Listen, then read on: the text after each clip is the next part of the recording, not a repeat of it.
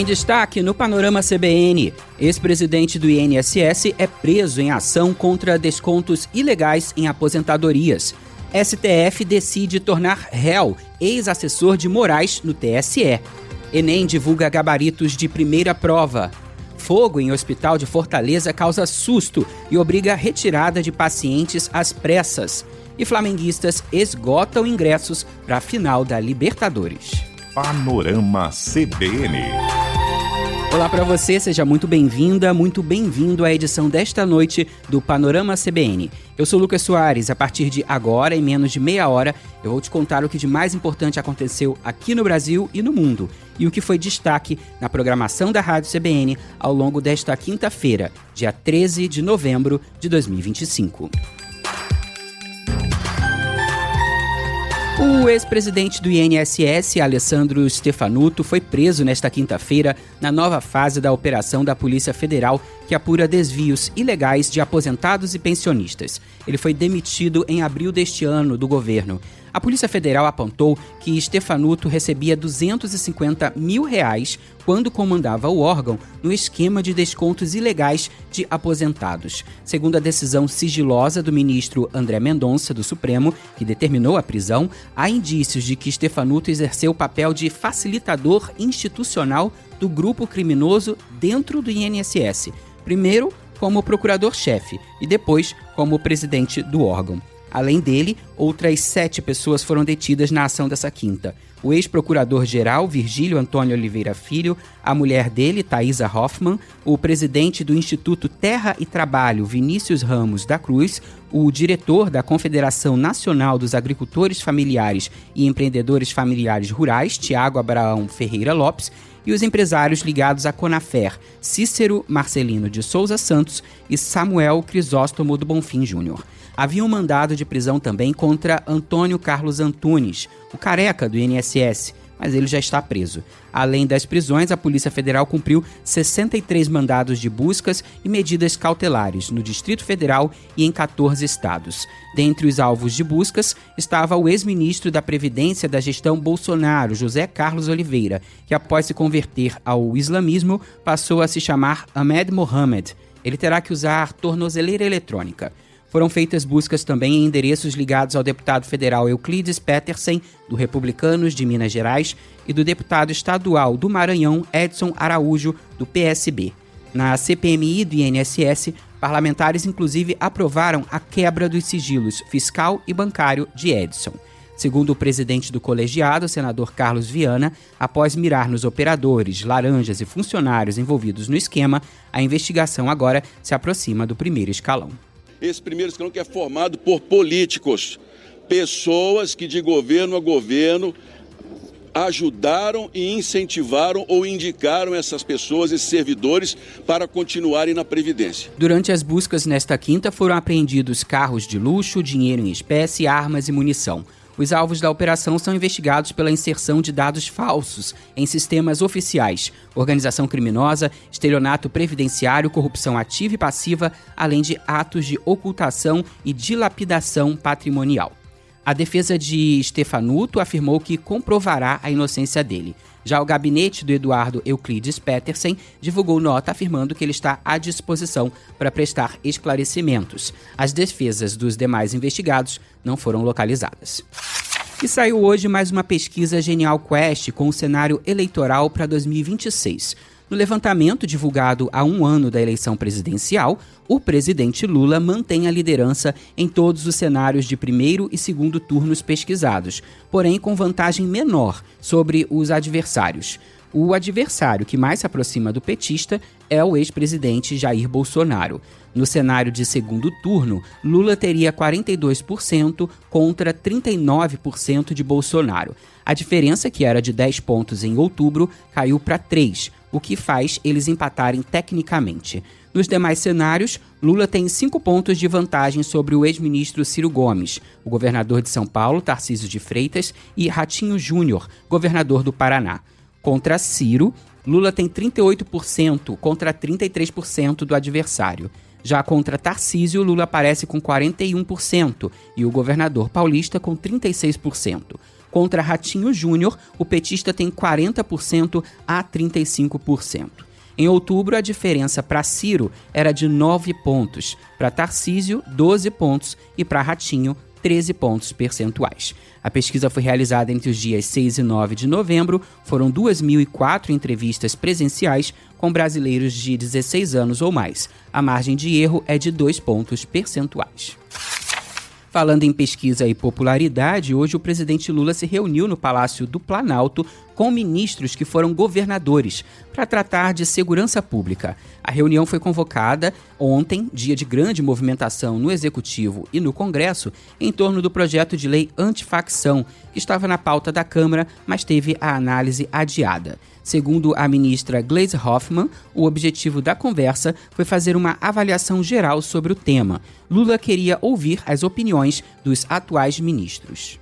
Então o presidente queria ouvir sobre isso e pediu o empenho dos governadores também para sensibilizar o Congresso, a gente aprovar isso para nos dar mais instrumentos de fazer esse enfrentamento conjunto com os estados. Os ministros, claro, são governadores, têm relação com os deputados das suas bancadas, conversam, então acho que isso também nos ajuda muito na articulação lá dentro do Congresso. Participaram do encontro os ministros Rui Costa, da Casa Civil, ex-governador da Bahia, Valdez Góes, da Integração, que é ex-governador do Amapá, Renan Filho, dos Transportes, ex-governador de Alagoas, Camilo Santana, da Educação, que governou o Ceará, Geraldo Alckmin, Indústria e Comércio, que governou São Paulo, e Wellington Dias, ministro do Desenvolvimento Social, que é ex-governador do Piauí. Enquanto isso, o PL antifacção segue sem consenso. O relator, deputado Guilherme Derrite, apresentou a 4ª versão do texto, mas já é pressionado por governistas e oposição a elaborar uma 5ª versão, que pode ser votada na próxima terça-feira. A base aliada reclama de mudanças na destinação dos recursos e bens apreendidos em operações que passariam a ir a polícias estaduais e não mais para os fundos da Polícia Federal. Eu falei aqui ontem sobre isso a você. Também há críticas sobre a criação de um fundo específico e o risco de sobreposição de leis que poderiam levar o projeto ao Supremo Tribunal Federal por inconstitucionalidade. Governadores de direita pedem um texto mais consensual para evitar disputas judiciais, enquanto a oposição tenta incluir medidas mais duras, como o fim da audiência de custódia para reincidentes e a equiparação de facções criminosas ao terrorismo, proposta defendida por parlamentares do PL. E com o voto da ministra Carmen Lúcia, a primeira turma do Supremo decidiu, por unanimidade, tornar réu Eduardo Talhaferro, ex-assessor de Alexandre de Moraes, no Tribunal Superior Eleitoral. Ele é acusado de agir contra a legitimidade do processo eleitoral e atuar para prejudicar as investigações de atos antidemocráticos. A Procuradoria-Geral da República denunciou Talhaferro por violação de sigilo funcional, coação no curso do processo, obstrução de investigação envolvendo organização criminosa e tentativa de abolição violenta do Estado Democrático de Direito. Talhaferro está na Itália, onde o Brasil iniciou um processo de extradição contra ele. E atenção estudante, os gabaritos oficiais do primeiro dia de provas do Exame Nacional do Ensino Médio de 2025 foram divulgados. Os candidatos podem acessá-los na página do INEP. É a primeira vez que o Instituto separa em 2 datas a disponibilização das respostas corretas. Até 2024, o gabarito de todas as provas, linguagens, ciências humanas, da natureza e matemática, era publicado junto, dias após o segundo domingo de Enem. A Bolsa de Valores de São Paulo fechou o dia em baixa de 0,3% aos 157.162 pontos. O dólar comercial subiu 0,1%, cotado a R$ 5,29. O euro vale R$ 6,16, valorização de 0,54%. Ainda no noticiário econômico, a greve dos pilotos da Latam Airlines do Chile levou ao cancelamento de 173 voos e deve afetar cerca de 20 mil passageiros. A informação é da companhia aérea. A paralisação ocorre após o fracasso nas negociações de um novo contrato coletivo entre a empresa e o Sindicato de Pilotos da Latam do Chile e deve impactar a operação da empresa até 17 de novembro. Questionada, a empresa não informou sobre os reflexos em voos entre o Brasil e o Chile. A Latam, maior empresa aérea da América do Sul, emprega cerca de 39 mil funcionários e mantém uma frota superior a 350 aviões. Momento agora de falar de COP. Olha, um alto funcionário da Convenção Quadro das Nações Unidas sobre a Mudança do Clima exigiu que as autoridades brasileiras desenvolvam imediatamente um plano para lidar com as falhas de segurança, o aumento das temperaturas, as inundações e outras condições precárias na COP30 que ocorre em Belém. Secretário executivo Simon Stiell criticou duramente as autoridades brasileiras por uma falha de segurança na noite de terça-feira, quando ativistas invadiram o local da conferência, e afirmou que os policiais não dispersaram outros manifestantes na manhã de quarta dentro de uma zona de segurança, onde tais ações civis são proibidas. Em uma carta enviada a autoridades brasileiras, Stiell disse que o gabinete do presidente Lula instruiu a Polícia Federal a não intervir para dispersar alguns manifestantes naquele dia. No documento, o secretário descreveu uma série de vulnerabilidades, incluindo portas sem segurança, efetivo de segurança insuficiente e nenhuma garantia de que as autoridades federais e estaduais responderiam às invasões, apesar dos acordos com o Brasil. O calor no local também não tem dado trégua, gente, o que fez a indonésia Sophie Kirana circular pela cúpula com um ventilador portátil. Eu trouxe esse mini ventilador comigo, direto da Indonésia. Eu vim com o ministro de meio ambiente do meu país e ele havia me alertado que era bastante quente por aqui, por isso eu já o trouxe. Nesta quinta, grandes ventiladores foram instalados em áreas comuns e corredores para tentar amenizar o calorão de Belém. A União Europeia oficializou a entrega de 20 milhões de euros, cerca de 124 milhões de reais para o Fundo Amazônia. A doação tinha sido anunciada pela presidente da Comissão Europeia, Ursula von der Leyen. O mecanismo é a principal forma de financiamento para ações de redução de emissões por desmatamento e degradação florestal e funciona por meio de doação direta a entidades civis que apresentam projetos ao BNDES. O fundo foi criado em 2008, mas tinha sido paralisado durante o governo de Jair Bolsonaro. Com a retomada em 2023, o número de países doadores passou de 3 para 9.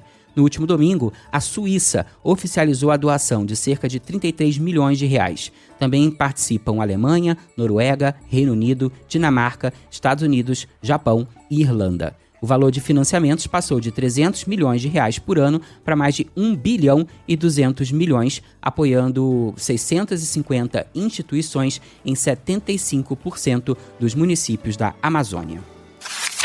Também nesta quinta, o governo brasileiro lançou na COP o Plano de Ação em Saúde de Belém.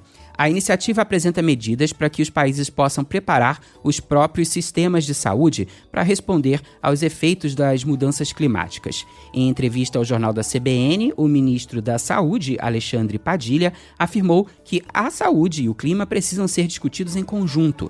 Ele também destacou que a adaptação do setor precisa ser imediata. A mitigação é importante, mas não pode só ficar falando de mitigação. Nós temos que falar de se adaptar hoje. A crise climática já é uma crise na saúde hoje. Um dos eixos do Plano de Ação de Belém é dizer, você precisa construir hospitais, unidades de saúde, adaptados a essa realidade da mudança climática. Alexandre Padilha ainda disse que dezenas de países devem aderir ao projeto. Segundo ele, cada um vai adaptar o plano à própria realidade. Trilha internacional para te dizer que o exército dos Estados Unidos bombardeou mais um barco no Mar do Caribe, segundo a CBS. Os ataques ocorreram no domingo e 6 pessoas morreram. Com esse bombardeio, o governo Trump já atacou 20 embarcações no Mar do Caribe e no Oceano Pacífico, e o total de mortos chega a 80. Segundo fontes do Pentágono, que confirmaram o ataque à emissora americana, havia 4 pessoas no barco. Os oficiais não compartilharam detalhes sobre a investida desta quinta. O governo Trump não se pronunciou de forma oficial. O alto comissário das Nações Unidas para os Direitos Humanos, Volker Turk, afirmou nesta semana que há indícios de que os ataques do governo Trump a embarcações acusadas de terem ligações com o tráfico são execuções extrajudiciais. No final de outubro, a ONU pediu que os Estados Unidos parassem com os ataques. Na Europa, o dia foi de memória e de muita comoção na França, que lembrou a marca de 10 anos dos atentados coordenados de Paris, perpetrados em 13 de novembro de 2015 por um comando kamikaze do grupo Estado Islâmico. Naquela noite, os terroristas atacaram de forma simultânea com metralhadoras e explosivos o Stade de France, a sala de espetáculos Bataclan e vários restaurantes e bares parisienses. Mais de 130 pessoas morreram e centenas ficaram feridas. Uma cerimônia oficial ocorreu com a presença do presidente francês Emmanuel Macron, com a prefeita de Paris, Anne Hidalgo, além de sobreviventes e familiares das vítimas. Os sinos das igrejas de Paris, entre elas os da Catedral de Notre-Dame, tocaram por volta das 6 da noite pelo horário local, 2 da tarde em Brasília, e a Torre Eiffel está iluminada com as cores da bandeira da França. Voltando ao noticiário nacional para te dizer que o Hospital Estadual César Caus, no centro de Fortaleza, foi atingido por um incêndio de grandes proporções na manhã desta quinta. A fumaça tomou a unidade hospitalar e diversos funcionários retiraram pacientes às pressas. De acordo com a Secretaria da Saúde, nenhuma área assistencial foi atingida e não houve feridos. O fogo foi controlado ainda de manhã. Pelo menos 3 bebês foram retirados do hospital em leitos e incubadoras. O hospital é de alta complexidade e referência no atendimento de gestantes de alto risco e bebês prematuros. Esses bebês foram colocados provisoriamente em lojas de um shopping popular nas proximidades do hospital até a chegada de ambulâncias. Pessoas que trabalham na região ajudaram no resgate. Depois que o fogo foi controlado, os pacientes retornaram ao hospital. A secretária de Saúde do Ceará, Tânia Mara Coelho, explicou que um dia antes do incêndio, a subestação do local passou por uma manutenção. Segundo ela, isso será investigado. Ela acrescentou que todos os pacientes vão permanecer em outras unidades até a causa do fogo ser explicada. Só vão retornar os pacientes quando a gente tiver certeza do que aconteceu, se existe algum risco, até porque essa subestação do César Caus, ela é nova, ela só tem 2 anos. E ontem ela sofreu manutenção. Então, a gente precisa entender o que foi que aconteceu para garantir o retorno da população, da assistência, no Hospital César Caus. E 2 agentes do BOPE mortos na mega operação das polícias do Rio contra o Comando Vermelho foram abatidos enquanto tentavam resgatar colegas feridos. A informação foi detalhada pelo coronel Alex Benevenuto Santos, comandante do Comando de Operações Especiais da Polícia Militar. Isso foi em depoimento ao Ministério Público do Rio. Essa operação, eu te lembro, terminou com 121 mortes, sendo 4 agentes, 2 da PM e 2 da Polícia Civil. A CBN teve acesso ao depoimento enviado ao Supremo Tribunal Federal pela promotoria. Segundo o coronel, a operação Contenção envolveu meses de planejamento e tinha como objetivo cumprir mandados de prisão de lideranças do CV nos complexos do Alemão e da Penha, que se tornaram considerados o centro do crime no Brasil.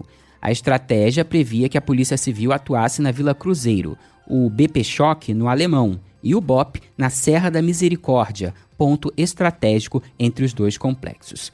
Ainda sobre a mega operação, a Justiça do Rio concedeu liberdade provisória a pelo menos 3 dos 99 presos.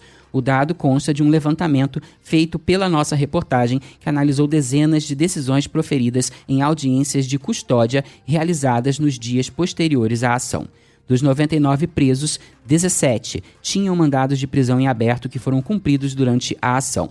Outras 82 pessoas foram detidas em flagrante e passaram por audiência de custódia. A CBN conseguiu identificar os processos de 51 custodiados e teve acesso às decisões judiciais e a outros documentos constantes nos relatórios de decisão.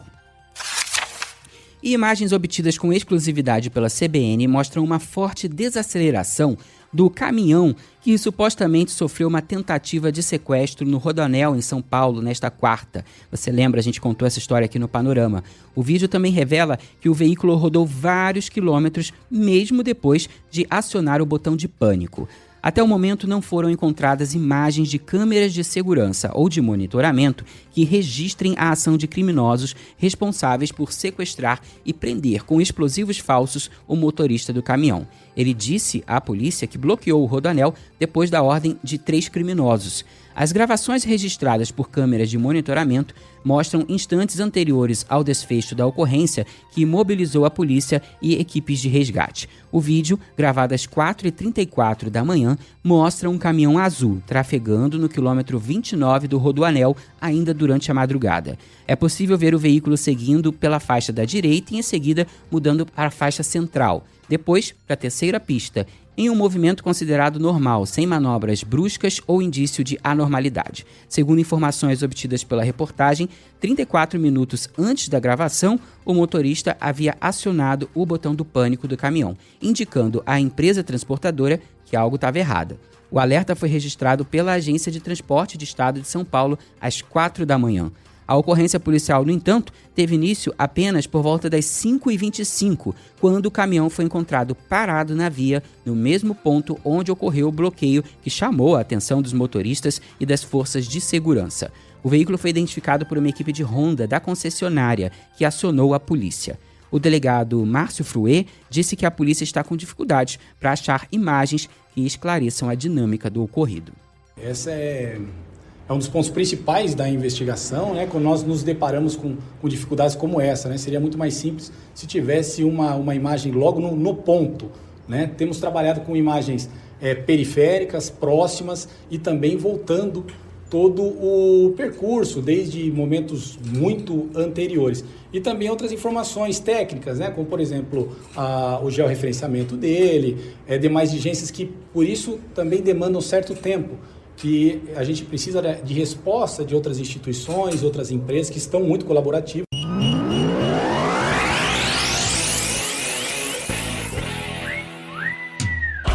O Superior Tribunal de Justiça Desportiva formou maioria no julgamento de Bruno Henrique, acusado de manipular partida de futebol para ter ganho ilícito em apostas. O Pleno, que é o órgão de última instância do STJD, estabeleceu multa de R$100 mil ao atacante flamenguista sem suspensão esportiva. Foi revisto, então, o gancho inicial aplicado pelo próprio tribunal, de 12 jogos. Tanto o Flamengo como a Procuradoria do STJD recorreram e foi realizado um novo julgamento. A pena inicial havia sido suspensa até a apreciação definitiva do caso, que está sendo concluído. O atleta de 34 anos, assim, está livre para atuar no restante da temporada e contribuir na luta do time pelos títulos do Campeonato Brasileiro e Libertadores. Ele ainda responde na esfera comum, no entanto, já que a denúncia feita pelo Ministério Público do Distrito Federal com a acusação de fraude esportiva foi aceita pela Justiça.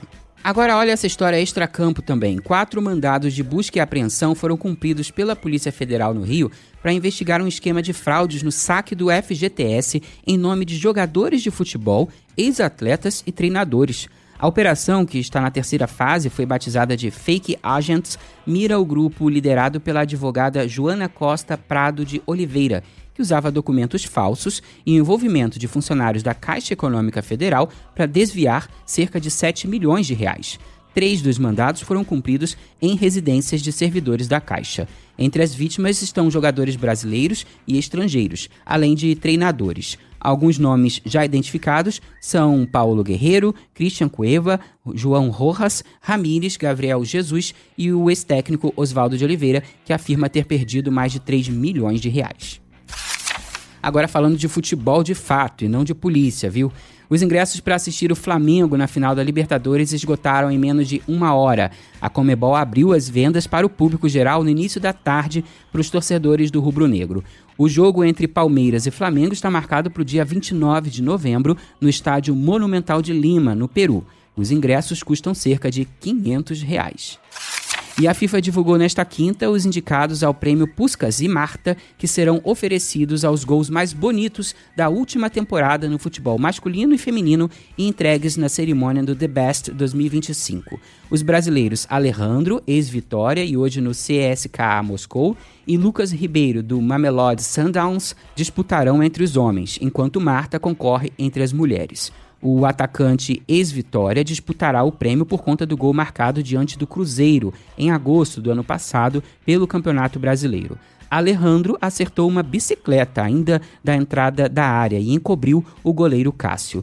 Lucas Ribeiro, por sua vez, concorre pelo gol marcado diante do Borussia Dortmund na Copa do Mundo de Clubes em junho deste ano. Pelo segundo ano consecutivo, Marta disputa o prêmio que leva o nome dela. A rainha do futebol concorre ao gol mais bonito do futebol feminino pelo lance em que marcou diante do Kansas City Current, com a camisa do Orlando Pride, em 17 de novembro de 2024.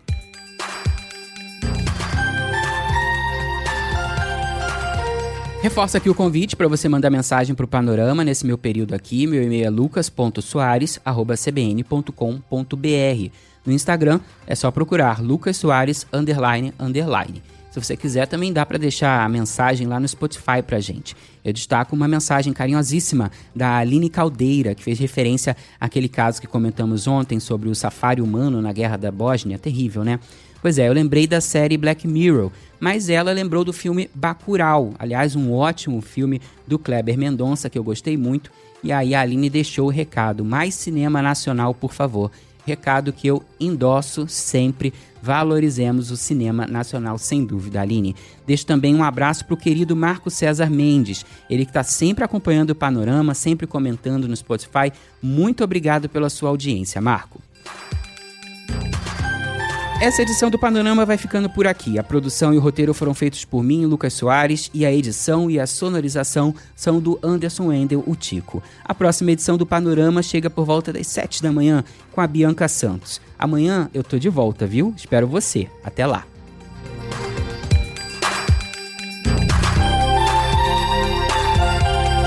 Panorama CBN. As principais notícias do dia em menos de meia hora.